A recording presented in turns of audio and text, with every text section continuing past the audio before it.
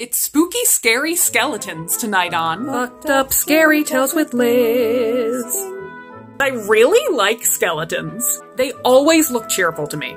And they're not scary to me. But there's some fun stories about them, both spooky and spoopy. So tonight I'm sharing a small sampling of skeleton lore. Our first spooky, scary skeleton story hails from Borrego Springs, California, an old urban legend known as the 8-foot skeleton.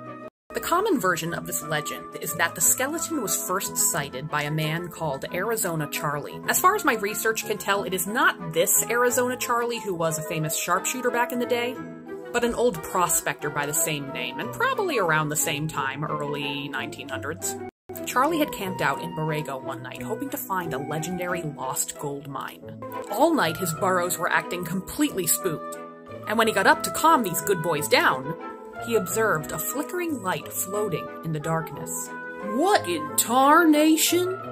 The light moved closer and closer to Charlie's camp. Suddenly, out of the darkness materialized an enormous skeleton standing 8 feet tall. But even more mysterious than its size was the flickering light contained within its ribcage. The spirit appeared to be benevolent. It sat down across from Charlie at the campfire for a bit, before getting up and waving goodbye. What in tarnation? And the skeleton kept visiting Charlie for nights after that. It wandered the desert, seemingly in search for something. Sometimes it would rattle its bones for fun. Some folks believe that the skeleton and Charlie were on the very same mission, seeking out the lost mine among the Borrego Badlands. And it sort of makes sense because back in the day, if you were searching for a lost gold mine, there were often fatalities. And this bony apparition appeared to other people later on who were searching for lost mines. An oversized skeleton either carrying a lantern or holding a light within its ribcage. As the 20th century trod on, sightings of old skeleton got fewer and fewer. Perhaps as stories of the Old West waned in popularity, so too did the legend of the 8-foot skeleton. The Žiburinis is a character from Lithuanian folklore.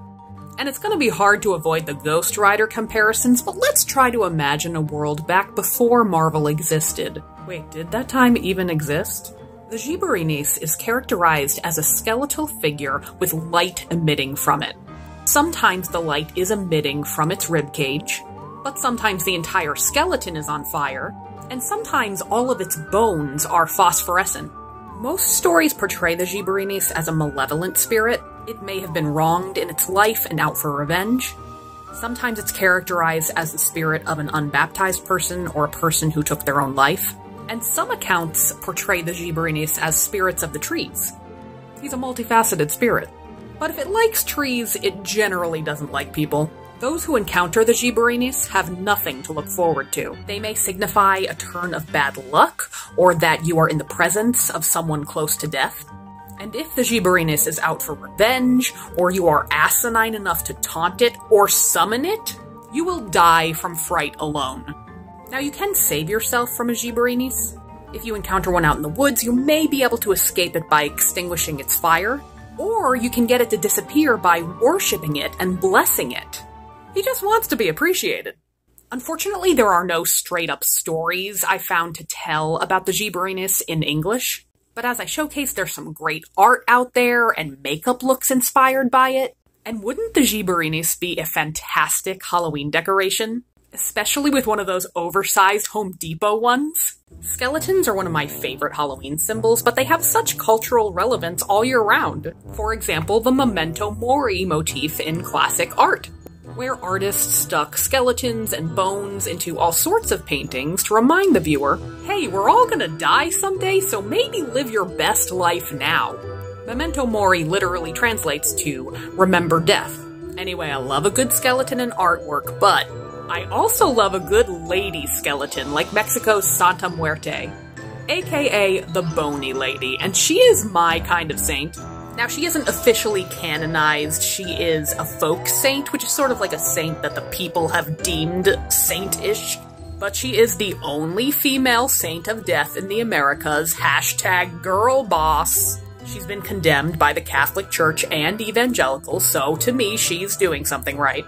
She was venerated by and is very popular among working class citizens. Power to the skeleton people. And she's considered a protector of Mexico's LGBTQ community. Yas, Bony Queen! There's a lot more to it than that, and you should look it up. Now, if you're interested in some skeletons of the North, you might visit West Sussex, England on Midsummer's Eve, and dare yourself to risk an overnight at the Midsummer Oak. Back in the 1860s, legend used to be that on Midsummer's Eve, skeletons would rise up from the roots of this tree and dance till dawn. This legend is connected to pagan roots of the area, where they felt that midsummer was the best time to commune with the spirits, not so much a Halloween thing. That's the last of my skeleton lore for tonight.